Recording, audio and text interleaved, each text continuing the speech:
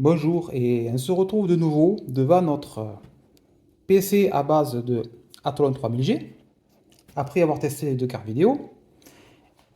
Comme on a pu voir, la 1660 Super est bridée par l'APU. Donc ce que je vais faire aujourd'hui, nouvelle évolution. Donc je vais y mettre, c'est quoi le processeur? Voilà. C'est un autre APU en fait, mais il a une particularité. Je ne sais pas si on le voit, voilà, c'est un 4500. Il n'y a pas le G derrière. Ce qui indique que la carte vidéo est désactivée parce qu'elle doit avoir un problème. Et AMD fait souvent ça.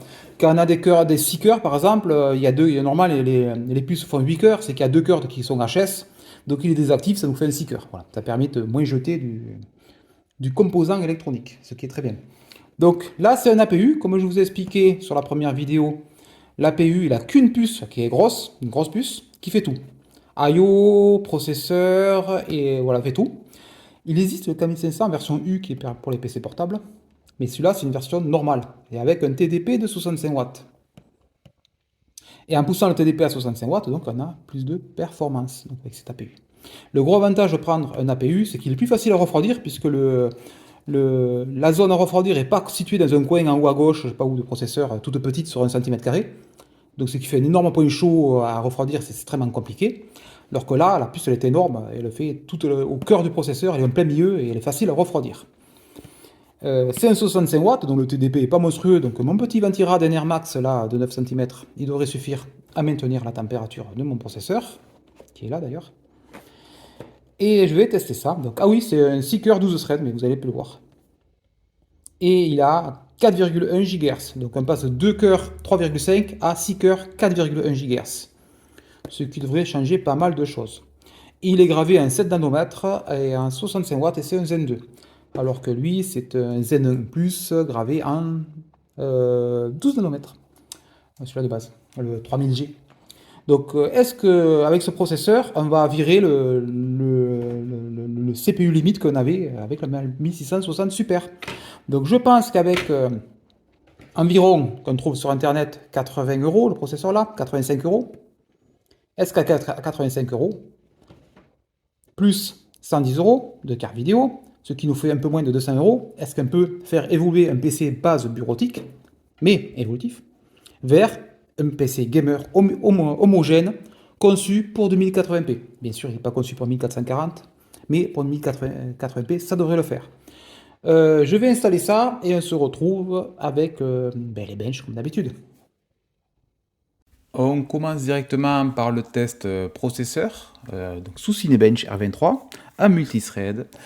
Et on passe d'un petit 2000 points à 9000 points, ce qui nous fait une augmentation de 4,5 environ, 4, fois 4,5.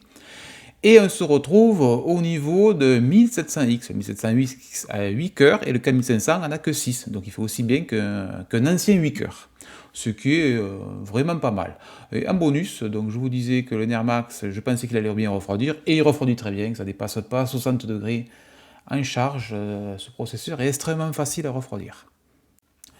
Sous TimeSpy 3D Mark, le score certes augmente pas mal, il passe de 4600 à 6200 points, mais on notera que il n'y a plus cette énorme différence entre CPU et GPU. Avant, on avait 2000 points CPU et 6000 graphiques.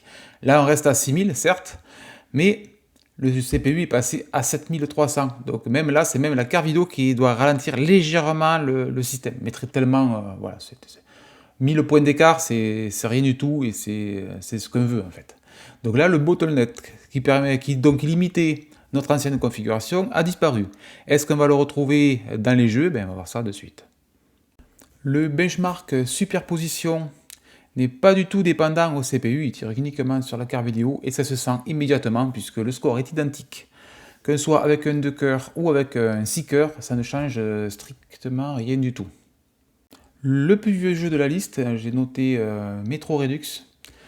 Et là, directement, on passe de 96 images par seconde, c'était parfaitement jouable, à 174 images par seconde. Un quasi double les performances du jeu, c'est assez incroyable d'avoir bridé autant la carte vidéo sur ce jeu. Pourtant, c'est un jeu qui est quand même assez vieux. Sous Grid 2019, Voilà le jeu qui était franchement bridé par le processeur, et on le voit de suite.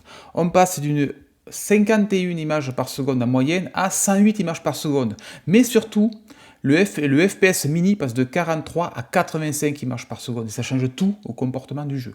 Là, c'est vraiment plus aucune saccade ni rien. Une double performance avec ce processeur 6 cœurs par rapport aux 2 cœurs précédents. Et là, c'est vraiment très très agréable et bien plus sympa avec ce 6 cœurs qu'avec l'ancienne 2 cœurs. Avec Shadow of the Tomb Raider, qui était le jeu le plus gourmand du comparatif, c'est moins flagrant qu'avec Grid, parce que Grid demande vraiment beaucoup au processeur. Mais là, sur Shadow of the Tomb Raider, on passe tout de même de 55 images par seconde à 92 images par seconde. Là, le gain est de nouveau énorme. Et d'ailleurs, on voit que le GPU lien qui est indiqué à gauche, GPU lien indique donc la liaison entre CPU et GPU. Elle était très peu utilisée. Ça veut dire que c'est la GPU attendait en permanence le CPU. C'est ce que indique ce GPU lien à 5% là. Donc en gros, le GPU il glandait, il attendait le CPU qui suive. En passant au seeker, le seeker, lui, a un GPU lien de 99%, donc ça veut dire qu'on est tout simplement parfait, c'est idéal. Donc ça veut dire que là, il n'y a plus du tout de limitation, que ce soit côté CPU ou côté GPU sur ce jeu, c'est donc parfait. Et donc on est passé donc, de 55 à 92 images par seconde. Le gain, il est colossal.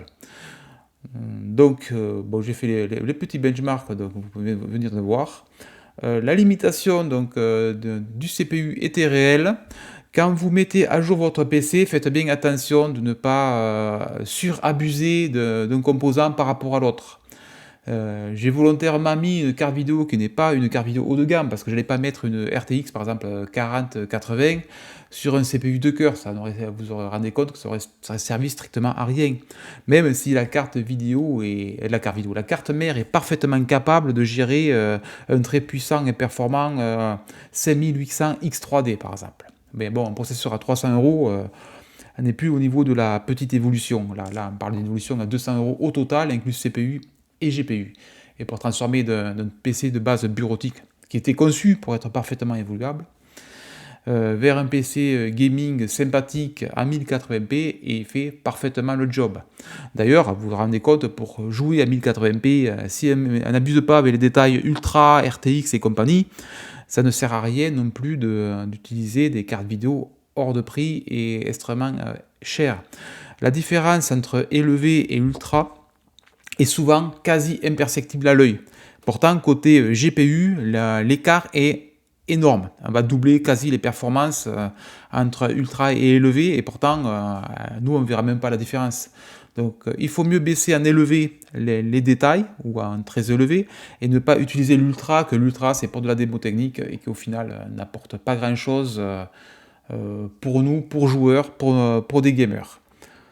Bien sûr, après, si vous avez une carte vidéo à 1000 €, c'est différent. Mais là, une carte vidéo à ce prix-là, elle fait parfaitement le job. Et je rappelle, c'est pour de la 1080p. La 1440p est bien plus gourmand. C'était pas hyper logique, puisque la surface n'est pas du tout la même à afficher. Donc j'espère que cette vidéo sur l'évolution d'un PC vous a plu. Et à bientôt.